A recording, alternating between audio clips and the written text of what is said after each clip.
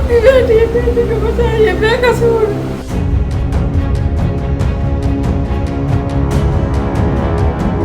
आपको बता दें कि बांदा के मटौन थाना क्षेत्र के गांव गोयरा मुगली की रहने वाली शहजादी सामाजिक संस्था रोटी बैंक में काम करती थी।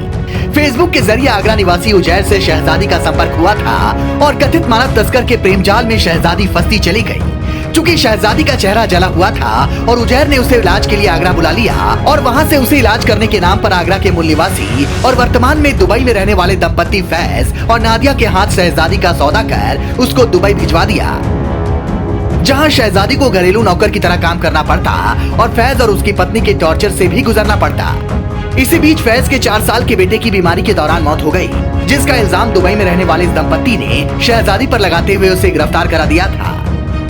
दुबई की कोर्ट ने 4 महीने पहले ही शहजादी को बच्चे की हत्या के जुर्म में मौत की सजा सुनाई थी, जिस पर शहजादी के परिजनों ने बांदा सीजीएम कोर्ट में फरियाद कर कोर्ट के आदेश पर आरोपी उजैर और दुबई में रहने वाले दंपत्ति के खिलाफ मुकदमा भी दर्ज कराया था और साथ ही पीएम मोदी से शहजादी को बचाने की फरियाद भी की थी। शहजादी के परिजनों के मुताबिक अबू धाबी की जेल में शहजादी को अपने परिजनों से बात करने की छूट दी गई है और शहजादी ने अपने पिता को फोन करके बताया और वहां की कोर्ट के आदेश भी भेजे हैं, जिससे यह पता चला कि इसी महीने यानी 21 सितंबर को शहजादी को सजाए मौत देने का समय मुकर्रर कर दिया गया है।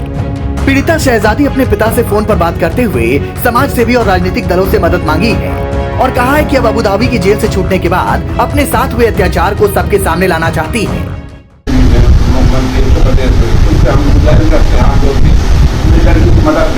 हमारी बात लड़की नहीं 12 दिन बाद वहीं से थाने से फोन करा कि पापा हमें ऐसा करा, हमें फंसा दिए, पापा हमें बचा दिए। फिर आपको क्या पता चला कि वहाँ क्या हुआ बच्चे के साथ? जब बच्ची ने बताया कि हमारे साथ में ऐसा किया, जब जल्दी कहलवाया तो हमने कह दिए कि हाँ अपने माँ। फिर वहाँ की सरकार ने क्या एक्शन लिया बच्ची पर? सरकार ने ये लिया कि लड़की का हमारा कोई नहीं है वहाँ, पैरवी के लिए कोई नहीं है, सब उन्हीं के हैं, तो उन्हीं की सुनाई हुई, हमारी लड़की की कोई सुनाई नहीं। जो उन्होंने लिखवाया था बच्ची को क्या सजा सुनाई गई वहाँ? बच्ची को सजा सुनाई गई है, क्या सजा सुनाई? फांसी की सजा सुनाई गई। फिर अभी क्या पता चला? हाल ही में अभी फोन आया था आपको, क्या पता चला? कल उसने बात की, बता रही थी कि पुलिस वाले आए थे, 21 तारीख सजा हुई, 21 सितंबर को इसी फांसी की सजा होनी, फांसी की सजा हुई। तो वहाँ कोई सुनाई नहीं हुई, ना यहाँ पुलिस एक्शन ले रही है, ना वहाँ की कोई छानबीन, उन लोगों ने भी कुछ नहीं की। बच्चे का चच्चा आगरा से 10-12 दिन बच्चे के मरने के बाद गया, वहाँ कसम मानी जाती है अदालत में उसने कसम खाई चच्चा ने उसकी कि हाँ हमारे सामने मारा है। जब यहाँ था तो कम से कम सरकार उसका टिकट तो देख लेती, कौन टिकट से आया है, क्या तारीख को आया, क्या तारीख को, कुछ कोई। क्या चाहती हैं, क्या मांगे आप? हम ये मोदी जी से हम ये मांग चाहते हैं कि देश की बेटी, मोदी की बेटी है, आप सबकी बेटी है, बेटी बचाइए, बेटी को। हम सबसे हाथ जोड़ के माफी मांगती मोदी जी। आपको बता दें कि फेसबुक के जरिए आगरा निवासी हुसैन ने पहले शहजादी को अपने प्रेम जाल में फंसाया था और उसके बाद उसे विदेश में इलाज कराने के नाम पर उसके गहने दिव्यांग कार्ड एटीएम बैंक में जमा कर सारा पैसा सब कुछ अपने कब्जे में लेने के बाद उसे दुबई में रह रहे दंपत्ति फैज और नादिया के हाथ बेच दिया था। फैज और नादिया के बेटे की परवरिश शहजादी ही करती रही, लेकिन एक दिन उस बच्चे की तबीयत खराब हो गई और उसकी मौत हो गई, जिस पर कथित दंपत्ति ने शहजादी पर ही हत्या का आरोप मढ़ दिया और दुबई कोर्ट ने शहजादी को दोषी ठहराते हुए फांसी की सजा सुनाई थी और वह तब से जेल में ही बंद है। हालांकि परिजनों की प्रार्थना पर बांदा सीजीएम भगवान दास गुप्ता ने आरोपी उजैर और दंपत्ति फैज और नादिया के खिलाफ मानव तस्करी धोखाधड़ी के तहत गंभीर धाराओं में पुलिस को मुकदमा दर्ज कर आरोपी आगरा निवासी उजैर और दुबई में रह रहे इस दंपत्ति की गिरफ्तार के आदेश भी दिए थे, जिस पर पुलिस इनकी गिरफ्तारी के प्रयास भी कर रही है।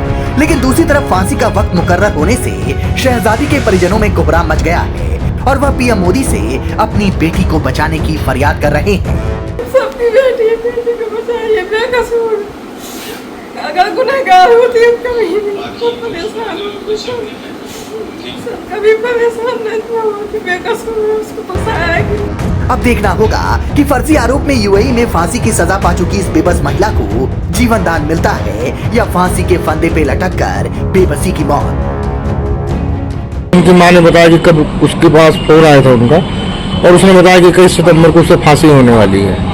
अब ये तो मैं नहीं कह सकता हूँ क्योंकि ये वहाँ का मामला है। टेलीफोन से उनकी बात हो रही होगी तो वो बेहतर बताया, जो उन्होंने बताया वो बेहतर होगा। ये उनके और उनकी माँ के और उसकी इच्छा के बीच की बात है। जहाँ तक लीगल पोजीशन ये है कि अगर ऐसी स्थिति है तो तत्काल ऐसे मामलों में जांच होनी चाहिए। जब इस देश में शेख हसीना महफूज हैं, इस देश में पाकिस्तान से आई हुई बच्चियाँ महफूज हैं जो शादी होकर आई थी, तो ऐसे में अगर आबू धाबी किसी अपराधी के द्वारा, बदनीति के द्वारा, मानव दुर्व्यवहार के द्वारा भेजी गई है लड़की, तो कम से कम उसके साथ न्याय हो जाना चाहिए। और अगर ऐसे षड्यंत्र के द्वारा वहाँ भेजी गई है, वहाँ वो बेचारी फंस गई, सही फंसी या गलती अदालत का काम है, नो कमेंट, तो उसमें न्याय होना चाहिए और होनी चाहिए। देखिए, ये मामला संज्ञान में आया था कि जब दुबई में ये फांसी की सजा सुनाई गई थी तो इनके द्वारा प्रार्थना पत्र दिया गया था, उसमें मुकदमा पंजीकृत है और भुट्टा मटाउन थाने के अंदर। और जो ये सजा सुनाई गई थी उससे पूर्व की है।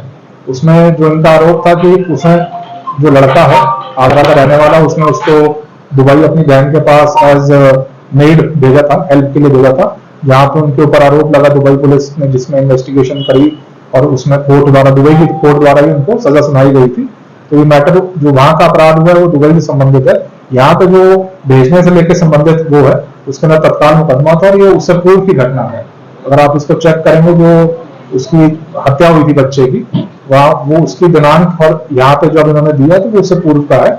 तो इसमें इन्वेस्टिगेशन चल रही है। अगर इस तरह दिया पता लगता है कि उन्होंने लाख उसको दुबई भेजा है तो इसको निश्चित कार्रवाई इन्वेस्टिगेशन के उपरांत की जाएगी। तो टीमें भी बनाई गई हैं क्या? इसमें इन्वेस्टिगेशन में टीमें चल रही हैं, सारे सबूतों को देखा जा रहा है कि किस कारण से उनको दुबई भेजा गया था और कब भेजा गया था। सारी तिथियों को, उनके बयान के लिए भी उसने ऑर्डर किया हुआ है और अगर कोई भी ऐसे उनकी तरफ से पाया जाएगा तो उसको निश्चित कार्रवाई